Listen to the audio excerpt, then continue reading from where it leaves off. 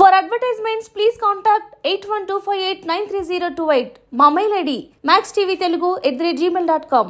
Hi, welcome to max TV. మనకుండే ఆరోగ్య సమస్యలకు ఆయుర్వేదంలో ఎలాంటి వైద్యం ఉంది, ఎలాంటి చిన్న చిన్న రెమెడీస్ ద్వారా మన ఆరోగ్య సమస్యలు తొలగించుకోవచ్చు అనే విషయాలు ఈరోజు తెలియజేయడానికి స్టూడియోలో మనతో ఉన్నారు చిట్టిబొట్ల మధుసూదన్ శర్మ గారు, ప్రముఖ ఆయుర్వేద డాక్టర్. నమస్కారం సార్.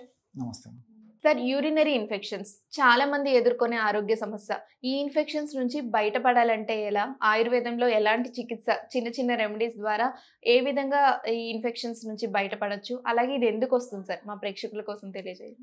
యూరినరీ ఇన్ఫెక్షన్స్ చాలా మందిలో నీరు తక్కువ తాగడం వల్ల వస్తూ ఉంటుందమ్మా. అదొకటి.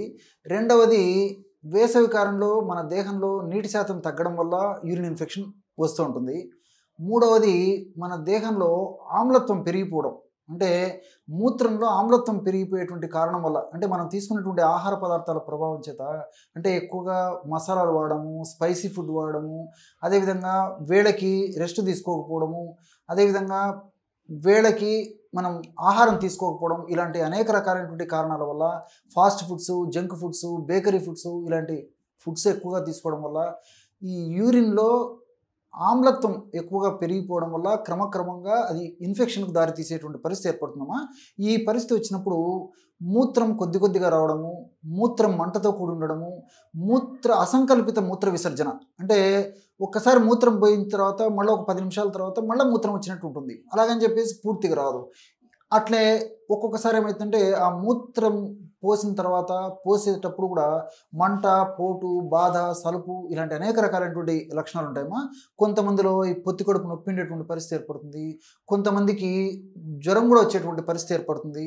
కొంతమందికి ఆ మూత్రంలో చీము లాంటి పదార్థం కూడా వచ్చేటువంటి పరిస్థితి ఏర్పడుతుంది. ఈ విధంగా అనేక రకాలైనటువంటి కారణాలు, అనేక రకాలైనటువంటి లక్షణాలు ఈ మూత్ర ఇన్ఫెక్షన్స్ ఉన్నప్పుడు కలుగుతుంటాయమ్మా. దీనికి సర్వసాధారణంగా హోమ్ రెమెడీగా గులాబీ పూలు చాలా అద్భుతంగా పనిచేస్తాయమ్మా.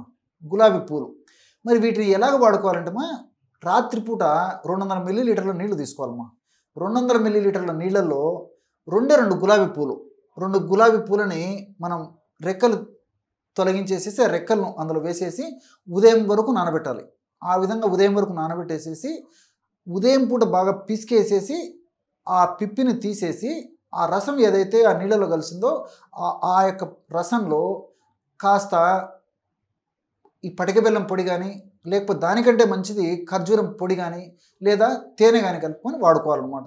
ఈ విధంగా ఉదయం పూట చేయాలి. అట్లే ఉదయం పూట 200 మిల్లీలీటర్ల నీళ్ళల్లో ఒక 2 గులాబీ పూలు తీసుకొని ఆ 2 గులాబీ పూలలో ఉన్నటువంటి ఆ రేఖలను తొలగించేసేసి నీళ్ళలో కలిపేసి రాత్రి వరకు నానించేసి బాగా పిసికేసేసి ఆ యొక్క రసం ఏదైతే తయారవుతుందో అందులో పటిక బెల్లం పొడి తప్పని పరిస్థితుల్లో వాడండి, లేకపోతే ఈ యొక్క ఖర్జూరం పొడి కానీ తేనె కానీ కలుపుకొని వాడుకోవాలి. ఈ విధంగా వాడుకోవడం వల్ల చాలా త్వరగా, శీఘ్రంగా, సత్వరమే వెంటనే ఈ యొక్క గులాబీ జలంలో ఉన్నటువంటి ఈ ఔషధ గుణాలు, అదేవిధంగా మనం ఈ యొక్క ఇది ఉంది కదమ్మా ఖర్జూరంలో ఉన్నటువంటి ఔషధ గుణాలు, లేదా బెల్లంలో ఉన్నటువంటి ఔషధ గుణాలు, ఇవన్నీ కూడా ఉపయోగపడి ఆ సమస్య త్వరగా తగ్గేందుకు హెల్ప్ అవుతాయమ్మా.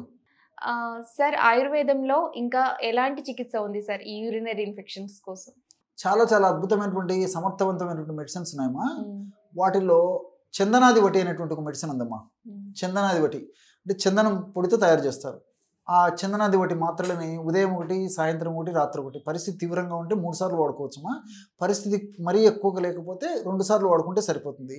కొంతమందికి పరిస్థితి ఎక్కువగా ఉన్నప్పుడు ఒక 5 రోజులు, వారం రోజులు, 10 రోజులు 3 సార్లు వాడేసేసి రోజు 2 సార్లు వాడితే సరిపోతుందమ్మా చందనాది వటి.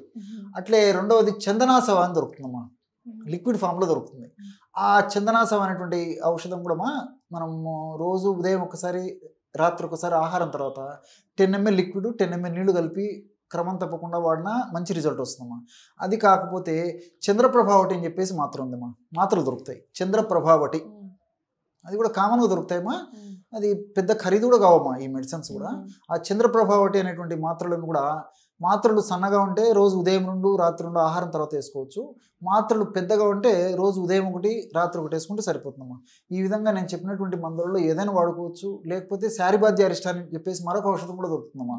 సుగంధి పాల మీకు వినే ఉంటారు సుగంధి పాలు. నన్నారి అని చెప్పి కొన్ని ప్రాంతాల్లో పిలుస్తుంటారు.